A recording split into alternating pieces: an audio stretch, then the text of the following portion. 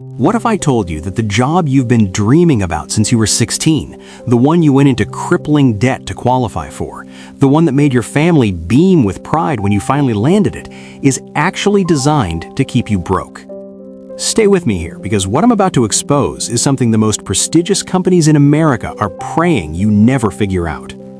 My friend Sarah, brilliant woman, top of her class, poured 4 years of her life into one of the most competitive journalism programs in the country. She walked across that graduation stage with a diploma in one hand and $87,000 in student loans in the other. But none of that mattered, because she'd done it. She'd landed the job at a magazine so prestigious, just mentioning its name made people's eyebrows raise. She called me crying tears of joy. But here's where the story takes a dark turn that nobody warned her about. The offer came in at $42,000 a year. And when Sarah paused, just for a moment, the editor on the other end of the line said something that still makes my blood run cold. I know it's not much, but you don't go into journalism for the money. You do it because you love the work. Sarah said yes.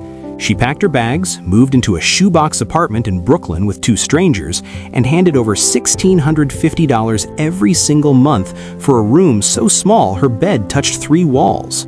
After taxes, she was taking home roughly $2,800 a month. Do the math with me. Rent alone was devouring nearly 60% of her income before she bought a single meal. But it gets worse. The office had an unspoken dress code that screamed money she didn't have. So she did what millions of young professionals do. She swiped. Credit card after credit card. Professional blazers, nice shoes, the whole polished look that said, "I belong here," while her bank account screamed, "You're drowning." Then came the hours. 60-hour weeks became normal. Not because anyone demanded it in writing, but because everyone did it. Leaving at 6 p.m. meant you were leaving early. And overtime pay? Please, she was salaried. That word, salaried, became a trap she never saw coming. 3 years later, Sarah was making $48,000, a whopping $6,000 more than when she started. Meanwhile, her credit card debt had exploded past $12,000, her savings account showed a fat 0, and her dream job? It had become a financial prison. But here's the part that haunts me most. She felt guilty for even noticing. Because wasn't she supposed to feel lucky? I'm Johnny, and over the past several weeks, I've gone deep into something that most people are too afraid or too ashamed to talk about: how certain industries have turned your passion into a weapon they use against you.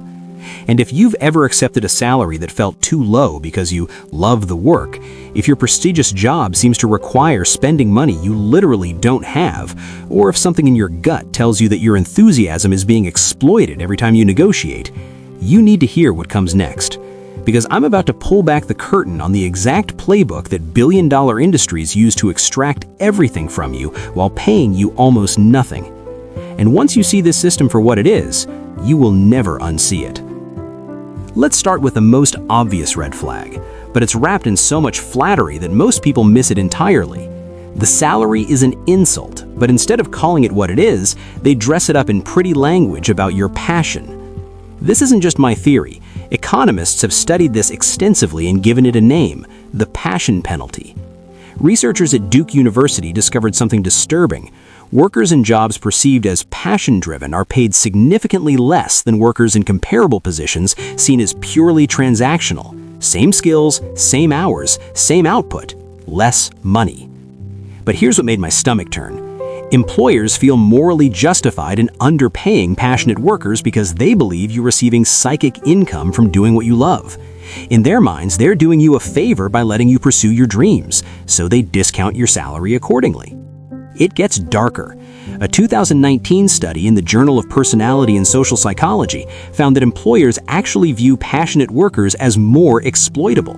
They're more likely to pile unpaid extra work on someone who cares deeply because they assume you'll do it anyway, for the love of it. So when that magazine editor told Sarah, "You don't go into journalism for the money," he wasn't just making small talk. He was running a psychological script designed to make her feel unreasonable for wanting to pay her rent. This penalty isn't a glitch in the system, it's the point. These industries have discovered that a never-ending line of passionate applicants lets them suppress wages indefinitely. The answer isn't to kill your passion, it's to recognize when that passion is being monetized against you. See the flattery for what it really is, a negotiating tactic, and respond as if the passion were irrelevant, because financially speaking, it absolutely is. Now let me show you something even more insidious, a trap so effective that the victims actually enforce it on themselves. I'm talking about unpaid overtime disguised as culture. In Sarah's newsroom, nobody left at 5 p.m.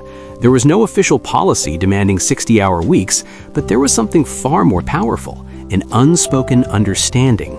Leaving at 6 p.m. was considered early. Weekends were for catching up, and if you complained about the hours, you clearly lacked commitment. This is how companies steal 20, 30, sometimes 40% more labor than they pay for. Let me make this real with numbers. The Bureau of Labor Statistics reports that salaried workers in America average 49 hours per week, with nearly 40% working 50 hours or more. If you're earning $50,000 for what's supposed to be a 40-hour week, but you're actually working 55 hours, your real hourly rate crashes from $24 to about $17.50. That's a 27% pay cut that never shows up on your pay stub. But here's what most people never consider. Those stolen hours aren't just gone, they're destroying your ability to build wealth in other ways. 15 extra hours a week could go toward a side business, freelance income, learning new skills, or simply recovering enough mental energy to make better financial decisions instead of stress-eating takeout at 10 p.m. The opportunity cost of chronic overwork doesn't just steal your present, it forecloses your future. And the companies that cultivate this culture, they know exactly what they're doing. They've figured out that social pressure is more effective than explicit demands because workers will police themselves. The employees enforce the overwork norm on each other. Management doesn't have to lift a finger. Now we come to a trap so invisible that it feels like personal choice when it's actually a hidden tax on your employment. I'm talking about the cost of looking the part. Certain industries don't just hire you, they require you to perform wealth you don't have. Law firms expect tailored suits. Fashion expects designer labels. Finance expects everything to look expensive.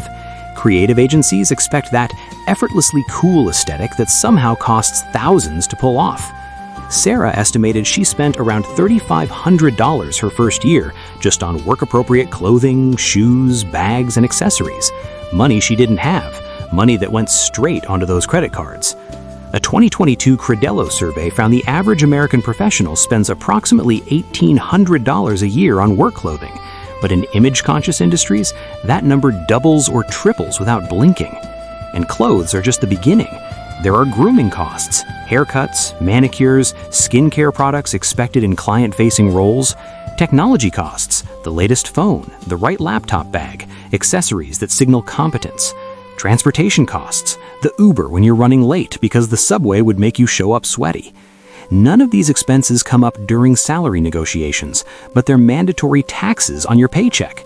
A $50,000 salary with $5,000 in annual presentation costs, that's actually a $45,000 salary, but nobody frames it that way when they're making you an offer. Which brings me to something that compounds everything I've just described, the networking expenses that are treated as personal investments, but are really just unpaid labor in disguise. In prestige industries, climbing the ladder depends on relationships, and relationships cost money. Drinks after work, dinners with potential contacts, coffee meetings that go on your tab, industry conferences, professional memberships, charity galas where you're expected to show up and show out. These aren't optional if you want to advance, but they're not reimbursed either. Sarah was spending roughly $200 a month on networking activities. That's $2,400 a year. Over a decade, that's $24,000 flowing directly toward her employer's business development, classified entirely as her personal expense. Many companies actually encourage this openly. Invest in relationships, build your network, while providing exactly zero budget to do so. What this creates is a system where the workers who advance fastest aren't necessarily the most talented. They're the most financially privileged, the ones who can afford to pick up tabs, attend unpaid events, and treat networking as a serious budget line.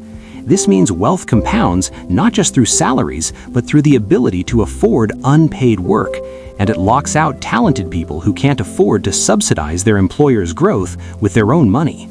So what do you actually do if you see yourself in this pattern? Step 1. Calculate your true compensation. Salary minus presentation costs minus networking expenses minus location premium divided by actual hours worked.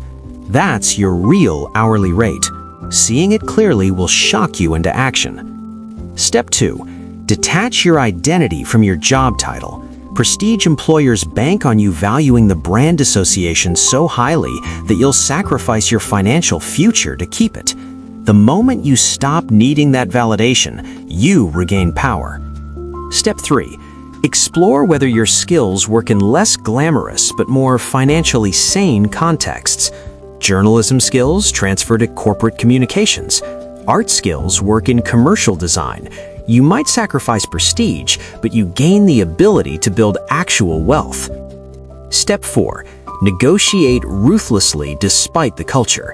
When they say this is what the industry pays, remember, it only pays this because workers accept it. Be willing to walk away. Name numbers that make them uncomfortable. Their discomfort is proof you're getting closer to your real value. Your passion is real. There's nothing wrong with wanting meaningful work, but there's nothing noble about being exploited by people who figured out how to weaponize your dreams against you. Suffering for your art isn't virtuous. It's profitable, just not for you. If this video just ripped the blindfold off something you've been feeling but couldn't articulate, hit that subscribe button right now. I go deep on systems designed to keep you stuck, and more importantly, how to break free. Smash that like button so this reaches someone who desperately needs to hear it before they sign their financial future away for a fancy job title. And share this video with that friend who keeps defending their amazing opportunity while their credit card debt climbs every month. Now, I need to hear from you in the comments. What's the most expensive hidden cost your dream job has forced you to pay? And looking back, was the prestige actually worth it? Drop your story below. I read every single comment. I'll see you in the next one.